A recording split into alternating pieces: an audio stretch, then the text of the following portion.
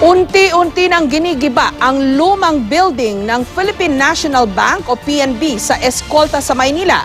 Bukod sa luma na, marupok na rin daw ang buong gusali. Nanghihinayang naman ang grupong International Council of Monuments and Sites Philippines. Bahagi na raw kasi ng kasaysayan ang lumang building. Live mula sa Quezon City, may report si Sherry Ann Torres. Sherry Ann? Yes, Jessica, gaya nga nung nasabi mo kanina, isang non-government organization yung ngayon aktibo na nananawagan sa publiko na sana makiisa doon sa panawagan nila na maipatigil yung pagdedemolish dito sa Philippine National Bank building. Ito daw kasi ay makasaysayan. Narito ang ating report. Ang gusali ng Philippine National Bank kabilang sa mga lumang estruktura sa Escolta na bahagi na ng kasaysayan at kultura, sumasalamin sa dating masiglang kalakalan at komersyo sa naturang lugar. Ngayon, ito na ang 12-story PNB building, abandonado at inumpisahan ng gibain ng Manila City Government. Bagay na ipinagluluksa ng International Council of Monuments and Sites Philippines. Expression siya ng ating ambition and vision, no, as a people, as a nation. Kung alisin mo yung PNB, na representation ng galing natin in the 1960s, so parang malaking aspeto ng kwento ng Escolta, malaking aspeto ng kasaysayan natin as a country ay mawawala. Ang iginigiit ng heritage conservationist, pwede pa naman daw pakinabangan itong PNB building basta ire-retrofit lamang. Ito kasing PNB building itinayo mula noong 1962 hanggang 1965 at dinisenyo ng premyadong arkitekto na si Carlos Arguelles. Sabi ni Engineer Rogelio Legaspi, officer in charge ng Office of the Building Official ng Maynila, naging banta na ang struktura matapos itong masunog noong lang unang linggo na Enero 2015. Ilang beses na raw may nabagsak ang sasakyan ng mga mahihinang bahagi nito. After a thorough evaluation, we found out na the building poses imminent danger to the lives and limbs of the general public. May nauhulog na, may nabagsakan ng sasakyan, even though we provided canopies and protective nets. Kaya we issued the necessary demolition order for that structure. Sinubukan pa nga raw ng Universidad de Manila ang gamitin ng gusali, pero binitiwan din ito noong 2006 dahil nagbabagsakan na ang mga tipak nito. Isa pa sa ikinababahala ng lokal na pamahalaan ay ang pagdating ng The Big One o ang inaasahang paggalaw ng West Valley Fault.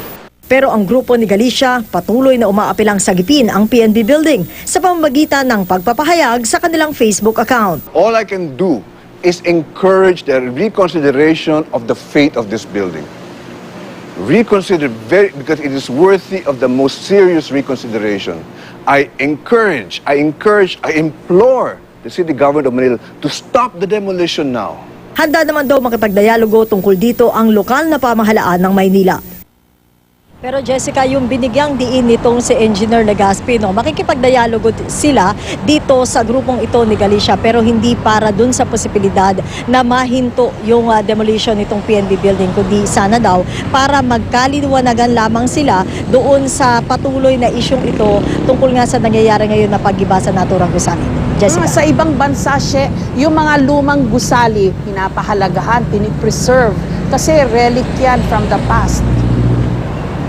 Oo, Jessica, yun nga rin yung binigyang punto nitong si Galicia at naitanong din natin kanina to kay Legaspi, no? Sabi nga natin, gaya nga sa ibang bansa, kung makikita natin, ito talaga yung mga dinadayo nung mga banyaga, makita yung mga pass o yung mga nagdaang bahagi ng kasaysayan ng ibang bansa, gaya nung nakikita sa Europa, no? Pero ang sabi naman nitong si Legaspi, kaya raw nila hindi masunod itong rekomendasyon na i-retrofit o i-repair itong PNB building ay dahil sa mas mahal pa raw yung magagastos pag ginawa nila yung retrofitting recommendation. Hindi raw ito kaya ng local government ng Maynila. Buti daw sana kung merong isang NGO o isang grupo na tutulong sa kanila doon sa gastusin na ito. Jessica. Ang pagkakaalam ko kasi kailangan i-declare na historical site ang mga gusali para maprotektahan ang mga ito sa demolition, yung mga pagbabago.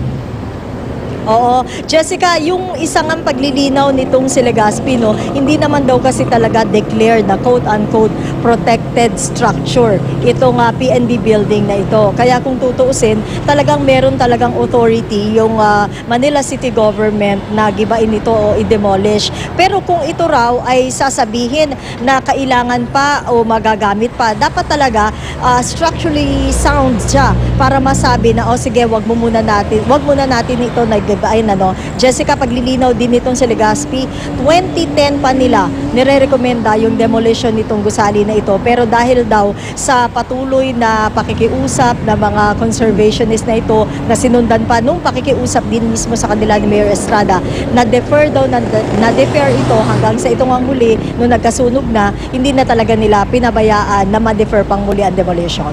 Jessica. Maraming salamat sa iyo, Sherry Ann Torres.